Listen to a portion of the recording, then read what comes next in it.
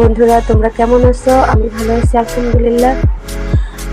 গরম ঠান্ডায় আমার গলাটা একটু বেশি বসে গেছে, কথা বলতে কষ্ট হচ্ছে।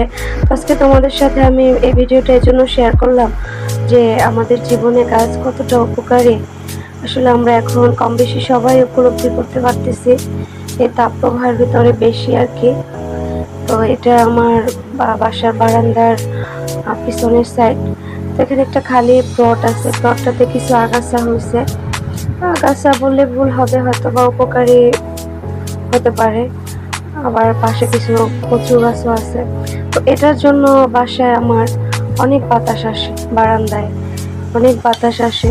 গাছগুলো ছোট হলেও বারান্দায় যখন দাঁড়াই শরীর ঠান্ডা হয়ে যায় এই ছোট ছোট গাছগুলোর বাতাসে।